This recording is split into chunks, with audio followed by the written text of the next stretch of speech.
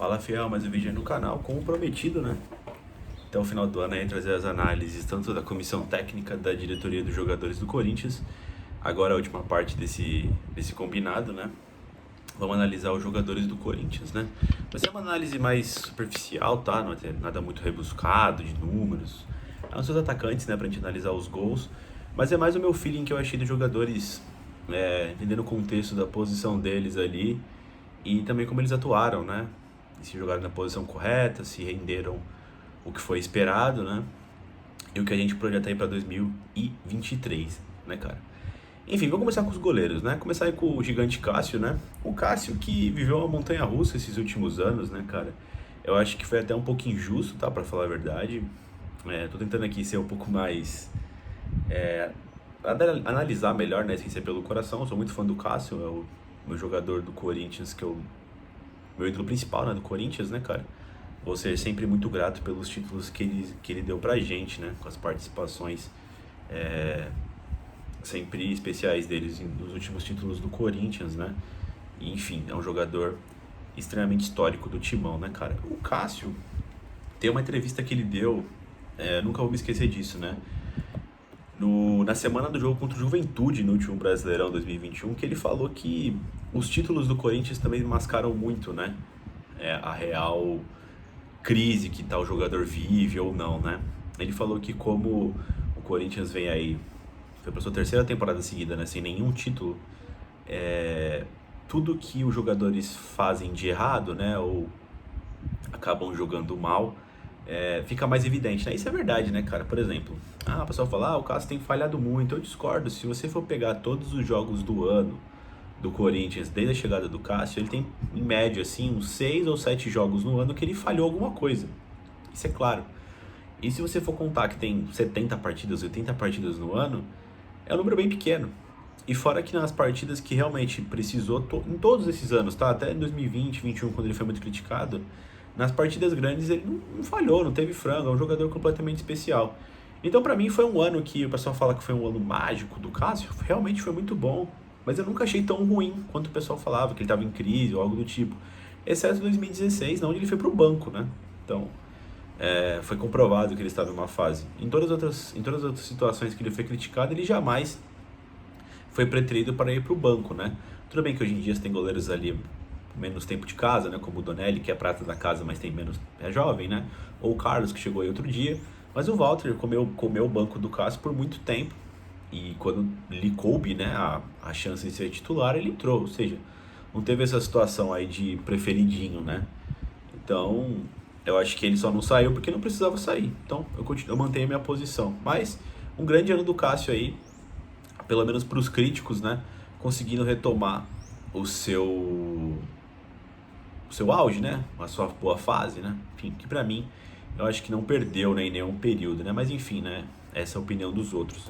Vamos para os outros goleiros. O Carlos para mim foi uma grata surpresa, tá? O Carlos é um goleiro gigante, até maior que o Cássio. Nas vezes que ele entrou, ele tem um pouquinho de dificuldade com os pés, né? Assim como o Cássio também tem.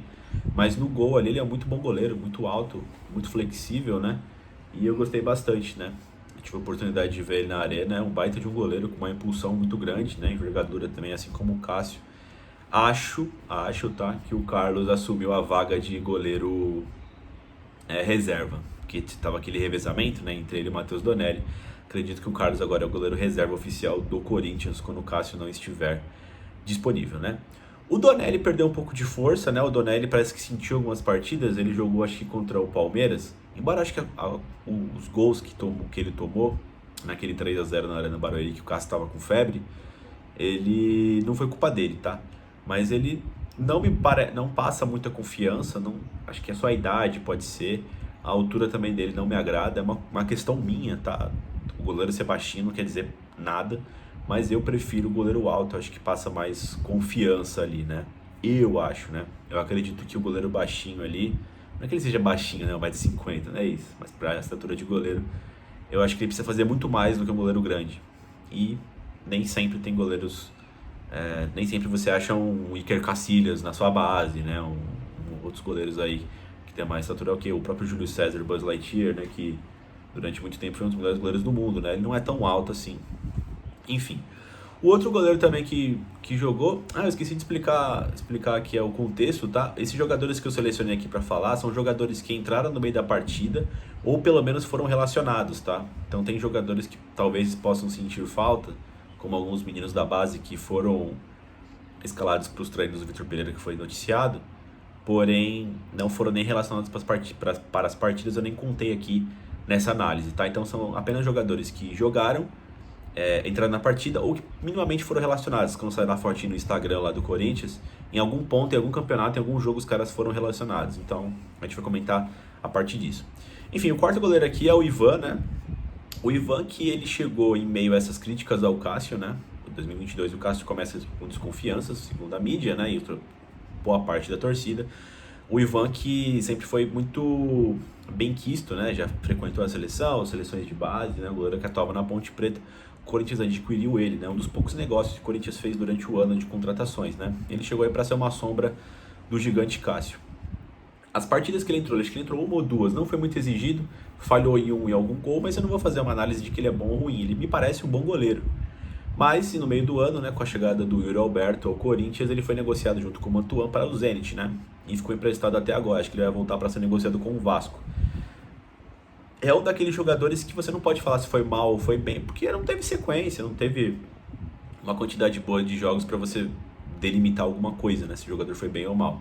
Mas me parece um goleiro promissor. Eu acho que o Vasco, comprando ele, né, vindo uma grana do Corinthians, vai fazer uma ótima aquisição. Mas ele chegou numa era errada no Corinthians, né? Uma era onde o Cássio domina fortemente, né? Vamos para a lateral direita, o Fagner. O Fagner conviveu com muitas lesões esse ano, tá? Ele teve uma lesão muito séria no tornozelo, na partida contra o Deportivo Cali, se eu não me engano, lá na Libertadores. Entortou feio o tornozelo, ele ficou muito tempo sem jogar. Demorou muito tempo para se recuperar, até mais do que o previsto inicialmente, né? E não foi um bom ano do Fagner, tá? Porque ele sempre estava convivendo com lesões. E eu não sei se foi o fato da lesão, o Fagner me pareceu menos móvel, tá? Muitas vezes o VP utilizou ele numa linha de 3 ali para construção de jogadas, né? Era um 4-3-3, mas quando o Corinthians tinha a posse de bola fazia uma linha de 3, né? O Fagner ajudando a saída de bola com os dois zagueiros adicionais e o lateral esquerdo subia, no caso o Piton, né? E eu não gostava muito dessa situação. O Fagner, embora tenha poder de criação por trás, né, sem que ser que ele passe, um dos diferenciais da carreira dele foi a ultrapassagem, né? Ele chega à linha de fundo, ele pratica cruzamentos muito bons, né? Não sei se foi uma questão tática ou se foi uma questão física, mas isso diminuiu muito. E o que me irritou muito no Fagner foi essa reta final. Eu entendo que o Corinthians não brigava mais por nada, mas era visível que o Fagner estava meio vagabundo em campo, tá? Então isso me incomodou muito no Fagner. Talvez tenha sido a pior temporada dele com a camisa do Corinthians, tá? Desses últimos anos, né? Desde que ele chegou, teve uma ascensão, chegou no auge, e essa foi uma temporada ruim. Espero que ele se recupere, porque em território brasileiro talvez seja o principal lateral direito que temos à disposição, né? Enfim, o outro lateral direito foi o Rafael Ramos, a pedido do Vitor Pereira, português aí, no lateral. Ele também que emendou uma temporada na outra, conviveu com algumas lesões musculares, né? Ficou muito tempo fora também. Mas o Rafael Ramos me parece um lateral ok ali, feijão com arroz, nada muito especial.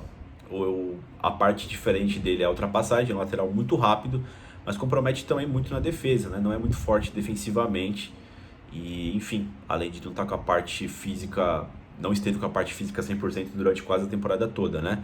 Me chamou a atenção que ele vai bem jogando em Itaquera, tá? Não sei se é o gramado, mas eu achei que as partidas que ele fez em Itaquera ele foi muito bem. Agora as partidas fora de casa foi uma negação, não sei se sentiu a pressão, não sei, mas eu não gostei dele fora de casa. Só aí não vou trazendo nenhum número, tá? Foi minha sensação vendo os jogos, tá bom? Sobre o Rafael.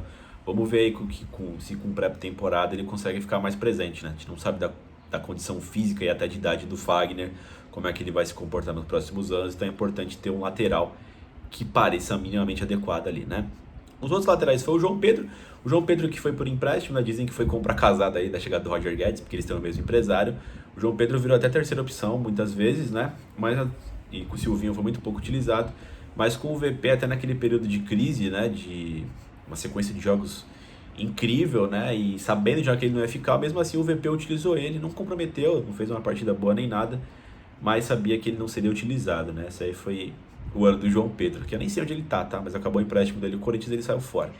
Teve o Lambaná, menino da base, também foi utilizado quando não tinha mais quem recorrer. Eu acho que ele sentiu um pouco os jogos que ele foi utilizado, tá? Me parecia até um pouco ruim. Ele parecia que corria atrasado para chegar no ataque e mais atrasado ainda para voltar, né? Mas também a questão do entrosamento, primeiro ano dele do profissional, né? Vamos ver se ele evolui. Não dá para fazer uma crítica final no Léo Maná.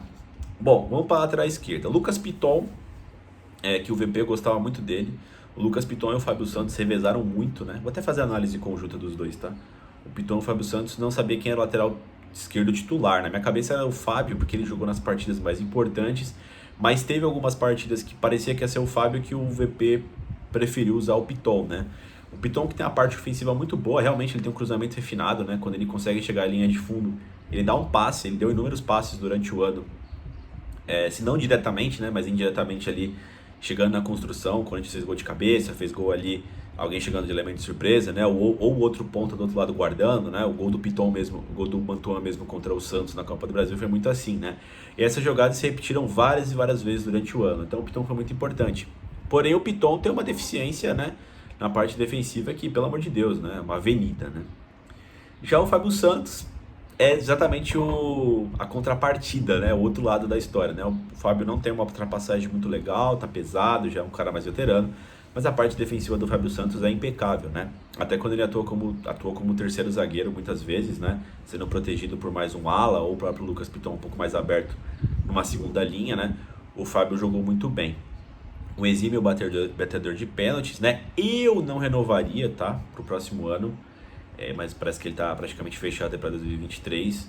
Eu acho que já passou o tempo dele no Corinthians, né? Até porque pelas partidas contadas que ele tem durante o ano e também pela questão dele não tá bem fisicamente, né? Então eu entendo que o Fábio deveria se aposentar, enfim, mas a diretoria acredita que ele possa ter mais um ano e assim no final de 23 se aposentar.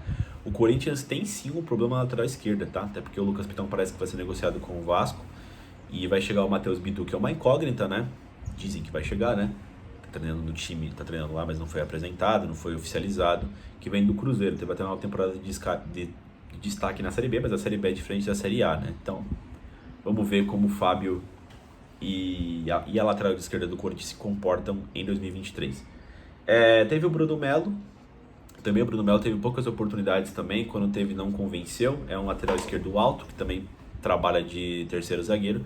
Dizem que foi a pedido do Silvinho, né? O Bruno Melo se destacou naquela equipe do Fortaleza de 2021. Mas, assim, me parece muito comum, não me parece um jogador a nível Corinthians, tá? Parece um cara gente fina, humilde ali, mas é simplesmente para compor o elenco. E ele é sempre a última opção em todas as posições que ele faz, né? Então, enfim, não agradou muito também esse ano, né? E o outro lateral esquerdo é o Reginaldo. Esse eu acho que ele nem jogou, tá? Eu só coloquei aqui porque ele esteve relacionado a alguma partida no começo do ano. Acabou sendo emprestado para Tombense. Não tem como fazer uma análise se ele é bom ou ruim, porque não jogou no Corinthians, né? Também acho que não foi tão bem no Tombense, né? Não teve nenhuma notícia de que ele estourou lá, né? Zagueiros. Acho que eu ia fazer de todos os jogadores, pessoal, mas acho que eu vou fazer aqui até a zaga, tá? Senão o vídeo vai ficar muito longo. Depois eu completo com as outras posições do vídeo mais tarde, né? Zagueiro, João Vitor, né? O João Vitor foi vendido para o Benfica, fez um ano de 2021 excelente, veio estava emprestado, acho que foi no Atlético Goianiense, né? E acabou voltando pro Corinthians naquela época de vacas magras do timão ali, né? De jogadores voltando, pouco dinheiro ali, muitos jogadores que estavam emprestados ganharam novas oportunidades. E ele foi um cara que se destacou muito, tanto na zaga quanto fazendo um bico na lateral direita ali quando o Fagner não estava disponível, enfim. Ele ganhou moral, virou titular absoluto do Corinthians e em 2022 ele começa com uma moral absurda, né? Só que eu não sei se foi o estilo mesmo do Vitor Pereira ou se subiu a cabeça dele, eu não sei o que aconteceu, mas eu não estava gostando muito dos jogos do João, tá? A torcida ama ele, né? A própria mídia também. Em 2021 achei muito bom dele. Mas em 2022, quando a galera tava elogiando muito, eu via muitos erros ali. Às vezes ele queria sair jogando, né? Sair correndo estilo Rudiger, né? E perdia a bola, tomava contra-ataque. Muito esquentadinho também, é umas situações que não precisava, a galera gosta, né? Eu também acho interessante, mas tem hora que não fazia sentido. O cara tava estourado ali num bagulho aleatório, né? Então, tem vezes e vezes, né? que você precisa ser esse tipo de jogador. Por exemplo, você via, dá um exemplo aqui, tá? Mas o cara é um monstro, né? O Ralph. O Ralph, ele, quando era pra botar uma moral ali, ele botava, cara. Tava dentro da cara dos malucos ali, cobrava, mandava o cara se fuder, tomar no cu ali. Mas o cara era mó discretão, tá ligado? Só que eu não precisava ali, que tinha uns caras mais folgados ali peitando o Emerson da vida, o Jorge Henrique. Até mais pra frente ali, né? Peitando ali um Romero. O Ralph chegava ali cobrando mesmo, né? Poucas ideias, muita coletividade, né? E o João, ele perdia um pouquinho a noção, né? Mas foi vendido pro Benfica. Rendeu uma boa grana pro Corinthians, né? Que acabou até comprando o Fausto com essa grana aí, parece. Então, teve uma boa passagem. É que bom que foi vendido, né? Futuramente deve voltar pro Corinthians, né? Super identificado com o Timão. Mas vai tentar a carreira lá fora, né? Ele que também sentiu, teve que lidar com lesões esse primeiro semestre do Corinthians, né? Aquele período ali trevoso do Corinthians quanto a lesões, né? Muita gente se machucou, né? Na mão do VP ali. O Gil. O Gil é mais um caso aí de um cara que foi criticado, na minha concepção, injustamente. Eu vi umas críticas dele assim que parecia que tava vendo outro jogo, tá ligado? Assim como a maioria dos jogadores dessas últimas 2, 3 temporadas do Corinthians aí não renderam bem, o Gil foi mais um desses caras. E poucas vezes o Corinthians toma gol por culpa do Gil, ele entregou e tal. Porque é o seguinte, cara, eu entendo a necessidade de zagueiros construtores, né? O futebol hoje em dia tá muito marcado, então você precisa de mais jogadores criativos. Mas na minha concepção, cara, você criar com o zagueiro e ter muito erro lá atrás, eu acho que não vale a pena. O perigo de você tomar um gol é muito maior do que fazer, entendeu? Então, zagueiros mais conscientes, mais old school, né? Tipo o Gil, eu gosto muito, cara, que faz o básico ali, tem moral, corta as bolas aéreas. Eu gosto muito. E às vezes ele parece ter aquele aspecto de ser um zagueiro lento, né? Mas o cara sempre foi assim. Claro que com a idade ele diminuiu a qualidade dele, né? Não tem mais aquele vigor físico antigo, daquela velocidade, aquela explosão. Mas longe, longe do Gil viver uma péssima fase, igual falaram, né? Falaram até que ele recuperou uma boa fase. O negócio que eu sempre confiei no Gil, né? O Gil também que teve que lidar com vários estilos que não eram dele, com o próprio Thiago Nunes, né? Quando a gente jogava espetadão lá na frente, tomava muita bola nas costas, né? Enfim, voltou pra linha de quadros lá atrás, jogou com 3 zagueiros, o Gil foi útil em todas as situações, né? O VP também tinha um estilo mais agressivo. Muitos jogadores acabam tendo que mudar seu estilo de jogo, né? E acabam deixando mais exposto algumas deficiências, mas não que o jogador seja ruim. O Gil é um cara que eu confio muito nesse elenco do Corinthians, né? Achei que fez um ótimo ano também. O Robson para mim foi uma decepção, tá? Porque o Corinthians ele trouxe alguns bons zagueiros do futebol francês, né? Com o passar do tempo, Paulo André mesmo foi campeão mundial com o Corinthians. Aí você tem o próprio Pablo, que selecionou muito em 2017, né? Mas fez uma ótima dupla com o Balbuena. O Germerson, que a galera criticou muito, mas eu achei que fez um bom ano ali de 2020, 2021, né? É um baita de um zagueiro também. Aquele time do Corinthians era ruim. Então a expectativa era de que viesse mais um bom zagueiro que estava encostado no futebol francês, mas o Robson foi uma negação, né? Até começou bem, mas extremamente displicente, né? Meio vagabundão. Enfim, não parecia muito interessado, né? E todos os jogos que ele jogou, depois do primeiro e do segundo ali que ele foi bem, ele entregou a paçoca, cara. O próprio jogo contra o Always Red de Itaquera, pelo amor de Deus, cara. Como é que um zagueiro profissional faz uma coisa dessas, né? E ele também é tido como um zagueiro construtor, mas se arriscava muito, noção nenhuma ali, totalmente perdido em campo, né? O Raul que muita gente achava que seria o futuro do Corinthians, né? Ele e o João Vitor. O Raul acabou não vingando, né? O Raul que tem uma ótima condição física, uma ótima impulsão, jogada ofensiva perfeita quase, né? A velocidade do Raul para se recuperar é uma coisa espantosa. Só que o Raul, ele é muito emocionado, né? O Raul, assim, se ele começar o jogo bem, tem grande chance dele terminar o jogo bem, né? Dele não comprometer. Agora, quando ele faz uma cagada inicial, quebra muito o mental dele, cara. Você pode reparar. Quando ele erra a primeira bola, dá uma espirra o taco ali, ou dá um passe errado, pô, esquece, o jogo dele vai ser terrível. E teve vários jogos aí que ele entregou a paçoca, né? Como o do Juventude mesmo. E acabou até perdendo vaga na hierarquia do Corinthians aí pro Robert, né? Robert Renan, que é mais jovem do que ele e me parece mais jogador. O Raul que tá atingindo aquela idade que se ele não foi vendido pra Europa ainda, ele vai virar aquele zagueiro da Série A, né? Que nem cheiro nem fede. E tá falando aí que ele vai ser negociado com o Bahia, né? Falaram que ele tava inclinado aí pro Cruzeiro, mas ele vai para o Bahia. E sobre o Robson, ele já voltou pra França, lá pro Nice lá. O Corinthians também não vai ficar com ele, que tava por empréstimo. Vamos pro Robert. O Robert foi uma surpresa muito agradável, né? O Robert é um zagueiro jovem, de 18 para 19 anos. Joga muito, Tem uma qualidade com os pés ali que é um negócio inacreditável, cara. Não só pela idade, mas pela posição dele. Ele é zero brucutu, tá? Ele é um puta zagueiro. O pessoal fala que precisa melhorar na parte defensiva, né? Esse é o ponto. Pô, se você é zagueiro, tem uma parte ofensiva boa, tem algo errado, né? Vai pro ataque, né? Eu acho que o carro-chefe tem que ser a defesa, né? Depois o diferencial é uma saída legal, enfim, né? Mas o Robert aí, que deve ser negociado, né? Quando eu chegar na análise do Yuri Alberto falar sobre isso, né? Deve ser negociado junto do Queiroz para o Zenit, para o Corinthians conseguir manter o Yuri para 2023, né? Essas são as conversas aí, isso que vem sendo apontado pela mídia, né? Mas o Robert, um ótimo zagueiro, canhoto. Beleza é um desses jogadores também, eu nem lembro se ele jogou, mas ele também tá para sair do Corinthians, aí tá um problema aí com o contrato dele aí. Beleza deve vazar do Corinthians aí sem dar um tostão pro Corinthians, né? Beleza que foi sempre muito bem quisto, né? Muito bem avaliado, tanto pela mídia quanto pela torcida na base, né? Mas teve pouquíssimas chances, não deu para avaliar o Beleza no Corinthians profissional, né? Enfim. O Bruno Mendes que no Corinthians foi muito criticado, né, na sua primeira passagem, quando chegou, não foi muito utilizado, considerado um zagueiro baixinho, muito raçudo, uruguaio, né? Jogou muitas vezes também de lateral direito, tanto na primeira passagem como na segunda. Eu diria até que ele é o melhor lateral direito do que zagueiro, mas é um cara que foi muito importante nesse ano de 2022, né? Cobriu várias vezes ali o Fagner e o Ramos, que não estavam disponíveis, né? E ajudou muito o Corinthians quando precisou ali. Ele que estava emprestado para o Inter, né? Parecia que ele seria comprado para o Inter. O Inter ficou querendo uma super promoção, né? Black Friday lá, mas o Corinthians dessa vez teve pulso firme. E se o Inter não quis comprar pelo valor cheio, voltou pro Corinthians, né? E espero que ele fique aí, um zagueiro jovem, né? Tem potencial de ser vendido ainda. É um bom zagueiro, acho que vai ser peça fundamental para 2023, né? Até pela saída do Raul e do Robert, o Bruno Mendes vira uma daquelas peças que factivelmente vai ter uma chance no time titular. E aí cabe a ele agarrar ou não essa oportunidade, né? Mas feliz por ele, o Bruno Mendes parece um cara muito humilde ali, comprometido, né? E tá sempre disponível. É um cara pau pra toda a obra ali e dificilmente vai muito mal, né? Ele é um cara constante, ele regular, nem sempre brilhante, mas um cara que faz o serviço que precisa ser feito, né? E você tem o Balbuena, né? O Balbuena é ídolo da Fiel.